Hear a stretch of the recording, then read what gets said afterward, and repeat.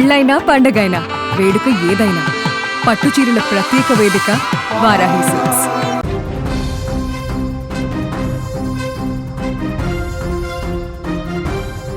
Police ఈ పేరు చెప్పగానే ధైర్యవంతులనే ఫీలింగ్ అందరిలోనూ ఉంటుంది. పైపెచ్చు కాకి బట్టలు వేసుకున్న వాళ్ళు ఏ స్థాయి అధికారైనా అత్యంత డేరింగ్ అండ్ డాషింగ్గా ఉంటారని, ఆపదలో ఉన్న వారిని ఆదుకుంటారని, భయపడుతున్న వారికి ధైర్యం చెప్తూ అండగా ఉంటారనుకుంటాం. కానీ ఈ కాకి చొక్కాల వెనక కూడా కష్టాలు, బాధలు, చివరకు ఆత్మహత్య చేసుకునేంత విషాదవంతమైన కారణాలు కూడా ఉంటాయని కరీంనగర్లో జరిగిన ఎస్ఐ చంద్రశేఖర్ ఆత్మహత్య నిరూపిస్తోంది. సరిగ్గా 5 రోజుల కిందట ఏమైందో తెలియదు కానీ ఎస్ఐ చంద్రశేఖర్ భార్య దివ్య ఆత్మహత్య చేసుకుంది. ముక్కు పచ్చలారనే పసిపిల్లలను అనాథలుగా మారుస్తూ ఆత్మహత్య చేసుకొని ప్రాణాలు వదిలింది. విష పదార్థమైన గన్నేరు పప్పు దంచుకొని మరీ తిని ప్రాణాలు తీసుకుంది దివ్య. భార్య మృతితో అప్పటికే కుంగిపోయిన చంద్రశేఖర్ 5 రోజులు జరిగిన పరిణామాలతో తాను కూడా ఇక బతకడం సరికాదని, ఇద్దరు పిల్లల గురించి ఏమాత్రం ఆలోచించకుండా ఫ్యాన్కు ఉరివేసుకొని చనిపోయాడు. అసలు ఎస్ఐ ఆత్మహత్యకు గల కారణం ఏంటి? భార్య చనిపోయిన తర్వాత 5వ రోజు జరగాల్సినటువంటి కార్యక్రమానికి వెళ్ళిన భర్తకు భార్య జ్ఞాపకాల కంటే కట్టుకున్న భార్య కడతేరడానికి కారణం నువ్వేనంటూ అత్తగారింటి వాళ్ళు చేసిన నిందలు, చూపిన వివక్ష ఎస్ఐ నిండు ప్రాణాన్ని బలి తీసుకున్నాయా? తనను నమ్మి 7 అడుగులు నడిచిన భార్యను కాపాడుకోలేకపోయానన్న బాధ ఒకవైపు, తన వల్లే ఆమె చనిపోయిందన్న అపవాదు మరోవైపు. ఈ రెండిటి మధ్య నలిగిపోయిన కరీంనగర్ 2 టౌన్ ఎస్ఐ చంద్రశేఖర్ చివరకు మరణమే శరణ్యమని భావించాడా? ఆత్మగౌరవం కంటే ప్రాణం ముఖ్యం కాదని భావించి అందరి ముందే తల దించుకోలేక తనువు చాలించాడా? ఈ వివరాలు అందించేందుకు మా కరీంనగర్ ప్రతినిధి ఫోన్ లైన్లో ఉన్నారు. శ్రీనివాస్, అసలు ఏం జరిగింది? శ్రీనివాస్, చంద్రశేఖర్ ఆత్మహత్య చేసుకోవడానికి ప్రధాన కారణం ఏంటి? రైట్ విజయ్, అసలండి ఏం జరిగిందంటే గత మంగళవారం రోజున చంద్రశేఖర్ యాదవ్ 2 టౌన్ లో విధులు నిర్వహిస్తున్న చంద్రశేఖర్ యాదవ్ భార్య దివ్య మంగళవారం రోజున ఉదయం గన్నేరు పప్పు దంచుకొని ఆత్మహత్యానికి పాల్పడింది. అయితే ఆ గన్నేరు పప్పు దంచుకొని తిన్న తర్వాత వెంటనే వాళ్ళ కుటుంబ సభ్యులకు ఫోన్ చేయడంతో మాత్రం వాళ్ళ కుటుంబ సభ్యులు చంద్రశేఖర్ యాదవ్ కి కూడా కాల్ చేయడంతో ఆమె హుటాహుటిన, అంటే వాళ్ళు కరీంనగర్ లో గణేష్ లో నివాసించారు. హుటాహుటిన పరిణామానికి వెళ్ళిన చంద్రశేఖర్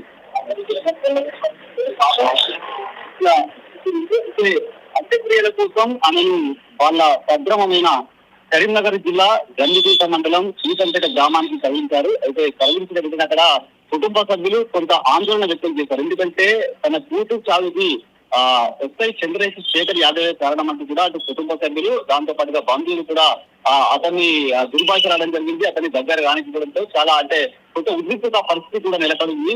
అయితే ఆ రోజు ఎట్టకేలకు పోలీసుల బందోబస్తు మధ్య మాత్రం అంత్యక్రియలు జరగడం జరిగింది. అంత్యక్రియలు జరిపే వెంటనే కూడా అతను ఎస్ఐ చంద్రశేఖర్ యాదవ్ కూడా తిరిగి వెళ్ళిపోయాడు. అయితే మంగళవారం ఉదయం పిల్లలను దిగిన తర్వాత గన్నేరు పప్పు దంచుకొని ఆత్మహత్యానికి పాల్పడింది. మంగళవారం అంత్యక్రియలు జరిగిన తర్వాత అతను ఎప్పటిలాగా ఇంటికి వెళ్ళాడు. అయితే ఈ రోజు మంగళవారం, బుధ, గురు, శుక్ర, శనివారం ఈ రోజు 5వ రోజు, అంటే పక్షి వెళ్ళిన తర్వాత అతను కుటుంబ సభ్యులతో సహా 5వ రోజుకి తన భార్య స్వగ్రామమైన సీతంపేటకు వెళ్ళడం జరిగింది. అయితే సీతంపేటకు వెళ్ళిన తర్వాత కూడా వాళ్ళ కుటుంబ సభ్యులు, బంధువులు చీటిపోటి మాటలతో అతన్ని నానా రకాలుగా అవస్థలకు గురించడంతో అతను మనోవేదనకు గురయ్యాడు. అయితే తన భార్య లేని జీవితం నాకెందుకంటూ ఒక ఇంట్లోకి వెళ్ళాడు. ఇంట్లోకి వెళ్ళిన ఎంతసేపటికి కూడా బయటకు రాకపోవడంతో అనుమానం వచ్చిన అక్కడ ఉన్నవారు తలుపులు కొట్టడం జరిగింది. తలుపు ఎంతసేపటికి చేయకపోవడంతో ఆ కిటికీలు ఓపెన్ చేసి తీసేసరికి మాత్రం అతను పునః ఊపిరి మధ్య ఉన్నాడు. అయితే ఉటాహుడిన జమ్మికుంట ప్రధాన ఆసుపత్రికి తరలించడంతో అప్పటికి అతను తుది శ్వాస ఇవ్వడం జరిగింది. అయితే ఒక్కసారిగా ఉదయం ఇలా జరగడంతో మాత్రం కరీంనగర్ పోలీసులందరూ కూడా ఒక్కసారిగా షాక్ గురయ్యారు. 2016లో సీతంపేట గ్రామానికి దివ్యకు, అదేవిధంగా చంద్రశేఖర్ యాదవ్ కు పెళ్లి జరిగింది. వారి వైవాహిక జీవితానికి సంబంధించి 2 పిల్లలు కూడా ఉన్నారు. కానీ భార్య చనిపోయిన కేవలం 5 రోజులకే భర్త చనిపోవడంతో మాత్రం వాళ్ళ 2 పిల్లలు కూడా అనాథైన పరిస్థితి నెలకొంది. అంటే తన చావుకు కారణం ఏంటంటే వాళ్ళ బంధువులు, అదేవిధంగా వాళ్ళ కుటుంబ సభ్యులు కేవలం వాళ్ళ కూతురు ఎస్ఐ చంద్రశేఖర్ యాదవ్ వల్లనే చనిపోయిందనే మాటలు అనడంతో మాత్రమే అతను మనోవేదన గురై ఏకంగా ఎక్కడైతే వాళ్ళ స్వగ్రామం ఉందో తన అత్తగారి ఇంటికి వెళ్లి మరి ఆత్మహత్య చేసుకోవడం మాత్రం కొంచెం చర్చనీయాంశంగా మారింది. ఇదే ఎస్ శ్రీనివాస్, తను ఎక్కడ చనిపోయారు? దివ్య 4 రోజుల కిందట ఎక్కడ చనిపోయారు? అదేవిధంగా దివ్య చనిపోయిన తర్వాత చంద్రశేఖర్ ఎలా ఉన్నాడు? ఆయన కొంచెం మిగిలినటువంటి వారితో ఎలా మాట్లాడుతున్నారు? కొంచెం అప్పటి నుంచి కూడా ఆవేదన చెందుతూ కుంగిపోయారా? ఏం జరిగింది ఈ 4 రోజుల్లో? అయితే విషయం మంగళవారం ఎప్పటిలాగే ఎస్ఐ చంద్రశేఖర్ యాదవ్ ఇద్దరు పిల్లల్ని స్కూల్ కి తీసుకుని వెళ్ళాడు మార్నింగ్ టైంలో. వెళ్ళిన తర్వాత దివ్య వాళ్ళ సతీమణి దివ్య గన్నేరు పప్పు దంచుకొని తిన్న తర్వాత ఆమె కుటుంబ సభ్యులకు కూడా ఫోన్ చేయడం జరిగింది. అయితే వాస్తవంగా వాళ్ళు ఆమె ఎప్పుడైతే చనిపోయిందో అప్పటి నుంచి మాత్రం ఇతను అంటే కరీంనగర్ లో కూడా లేడు. అక్కడికి హైదరాబాద్ తీసుకెళ్ళిన తర్వాత అక్కడ పోస్ట్ మార్టం నిర్వహించిన తర్వాత కూడా స్వగ్రామం తీసుకెళ్లారు. కాకపోతే వాళ్ళిద్దరూ అంటే 2000 ఇక్కడ దాదాపు కరీంనగర్ 2000 పోలీస్ స్టేషన్ లో అతను 2 సంవత్సరాలుగా విధులు నిర్వహిస్తున్నాడు. అంటే అందరితో కలివిడిగా ఉంటున్నారు, అందరితో మంచిగా ఉంటున్నారు కూడా తోటి ఉద్యోగులు చెప్పిన పరిస్థితి నెలకొంది. అయితే ఇలా బలవన్మరణానికి పాల్పడడం అయితే మాత్రం ఒక్కసారిగా పోలీసులు షాక్ గురైన పరిస్థితి నెలకొంది. విజయ్, ఎస్, ప్రస్తుతం అక్కడ చంద్రశేఖర్ మృతదేహం వద్దకి వారి కుటుంబ సభ్యులు రావడం జరిగింది. పోలీసులు ఏం చెప్తున్నారు? సో అక్కడికి అధికారులు కానీ ఉన్నతాధికారులు రావడం జరిగింది. పోలీసు కుటుంబానికి సంబంధించినటువంటి వ్యక్తులందరూ కూడా ఏమన్నా వచ్చినటువంటి పరిస్థితి ఏమన్నా ఉందంటారు? ఇప్పుడు ఎప్పుడైతే దివ్య చనిపోయిన 5 రోజులకే కేవలం ఈ ఎస్ఐ చంద్రశేఖర్ యాదవ్ చనిపోవడంతో మాత్రం ఒక విషాదం నెలకొంది. అయితే వాళ్ళ ఇద్దరి పిల్లలు ఇప్పుడు తల్లిదండ్రులను కోల్పోయారు. అయితే కుటుంబ సభ్యులు మాత్రం కన్నీరు మిన్నీరుతున్నారు. వాస్తవంగా విషయం జరిగింది ఏంటంటే ఎప్పుడైతే దివ్య కేవలం ఆమె అనారోగ్య సమస్యల వల్ల అంటే గత కొంతకాలంగా కడుపు నొప్పితో బాధపడుతుందని తెలిసింది.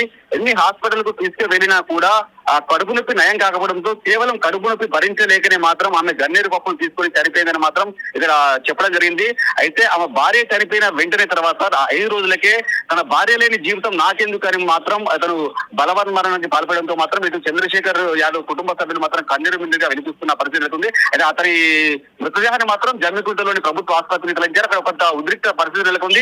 అంటే కేవలం కుటుంబ సభ్యులు ఏమని ఆరోపిస్తున్నారంటే వాళ్ళ భార్య చనిపోయిన వెంటనే కుటుంబ సభ్యులు అదే విధంగా బంధువులు మొత్తం అంటే చంద్రశేఖర్ యాదవ్ వాళ్ళ భార్య చనిపోవడానికి ప్రధాన కారణం చంద్రశేఖర్ యాదవ్ కావడం వల్లనే అతన్ని సూటిపోటి మాటలు అనడంతోనే అతను మనోవేదన భరించలేకనే మా కొడుకు ఆత్మహత్య చేసుకున్నాడని కూడా ఇటు చంద్రశేఖర్ యాదవ్ ఎస్ఐ చంద్రశేఖర్ యాదవ్ కుటుంబ సభ్యులు రోధిస్తున్న తీరు కనబడుతుంది. Vijay, right Srinivas, right, thank you. So ఇది మా సుమన్ టీవీ కరీంనగర్ ప్రతినిధి శ్రీనివాస్ చెప్తున్న దాని ప్రకారం.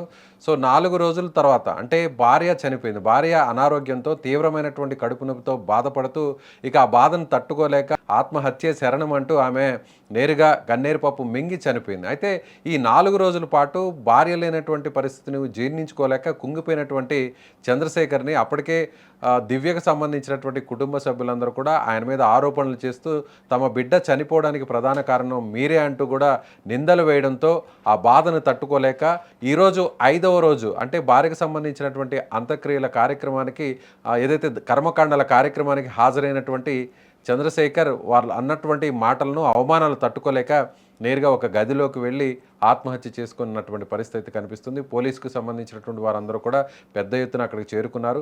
సో చంద్రశేఖర్ చనిపోవడం అలాగే 5 రోజుల ముందుట ఆయన భార్య కూడా చనిపోవడంతో ఇప్పుడు ఇద్దరు పిల్లలు కూడా అనాథలైనటువంటి పరిస్థితి.